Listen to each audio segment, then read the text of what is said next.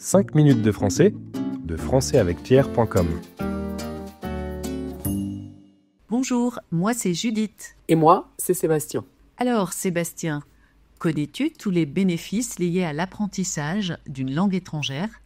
Oh que oui, Judith. Et c'est le thème de ce nouvel épisode de 5 minutes de français. Aujourd'hui, nous allons explorer ensemble les nombreux bénéfices et avantages d'apprendre une langue étrangère.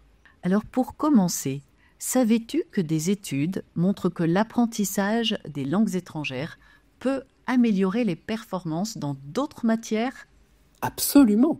En effet, l'effort mental qu'exige l'étude d'une langue aide à renforcer les capacités cognitives comme la mémoire et la concentration. Et cela a un impact positif sur les mathématiques, les sciences ou même la littérature. C'est vrai. Et puis apprendre une langue, c'est aussi s'ouvrir à une nouvelle culture, à de nouveaux horizons. Cela permet de mieux comprendre les différences et d'avoir une plus grande ouverture d'esprit. Exactement. Comme l'aurait dit Roger Bacon, philosophe anglais du XIIIe siècle, la connaissance des langues est la porte d'entrée de la sagesse. En apprenant une langue étrangère, on développe une tolérance et une curiosité pour les autres cultures. C'est tellement vrai. Mais Sébastien, toi, tu parles plusieurs langues, n'est-ce pas ? Oui, je parle français bien évidemment, mais aussi anglais, espagnol et un peu italien. Waouh, impressionnant! Alors, as-tu quelques conseils pour apprendre les langues étrangères ? Pour moi, si je devais en donner un seul, ce serait pratiquer, pratiquer et encore pratiquer. Rien ne remplace l'interaction. Et, étant professeur dans l'Académie de français avec Pierre, nous le voyons clairement. Plus nos étudiants pratiquent, plus ils progressent rapidement. C'est sûr. Et toi, Judith, quel serait ton meilleur conseil ?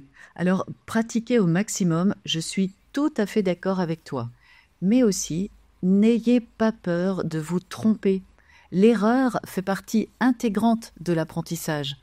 Comme l'a si bien dit Theodore Roosevelt, il est difficile d'échouer, mais il est encore plus difficile de ne pas avoir essayé de réussir. Quelle belle citation. Et elle est tellement vraie. En effet, c'est en forgeant qu'on devient forgeron. Exactement. Cela signifie que c'est en pratiquant que l'on apprend. La répétition et la pratique sont les clés pour maîtriser une langue. Alors, avant de continuer, une question quiz. À ton avis, quel est le pourcentage de personnes qui maîtrisent au moins une langue étrangère en France ? Est-ce petit a 21%, petit b 44% ou petit c 63%? Je vais dire C, 63%. D'accord, nous révélerons la réponse à la fin. Revenons aux bénéfices. En plus d'améliorer nos capacités mentales, apprendre une langue aide à maintenir une bonne santé cognitive en vieillissant. Certains chercheurs disent même que cela peut retarder l'apparition de maladies comme Alzheimer. Et il y a aussi les avantages sociaux. Connaître une langue étrangère facilite les voyages, permet de se faire de nouveaux amis à l'étranger et ouvre des opportunités professionnelles. Oui, c'est vrai. Parler plusieurs langues peut être un grand avantage sur le marché du travail. Mais est-ce que tu penses qu'il y a des personnes plus douées que d'autres pour apprendre les langues ?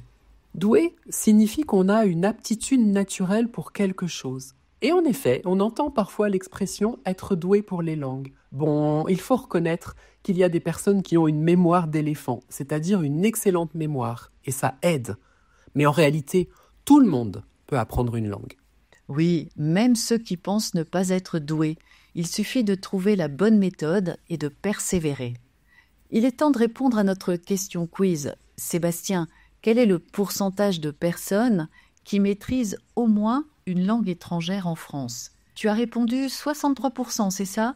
Oui, c'est la bonne réponse ? Eh bien, non, désolé mon cher Sébastien. Oh, j'ai été trop optimiste ? En effet, la bonne réponse, c'est 44%. Environ 44% des Français parlent au moins une langue étrangère. Pas mal, mais ça pourrait être mieux. C'est vrai. Et pour progresser, n'oubliez pas, la clé, c'est la pratique. Avant de conclure, voici les expressions que nous avons vues aujourd'hui. C'est en forgeant qu'on devient forgeron. Cela signifie que c'est avec la pratique qu'on apprend.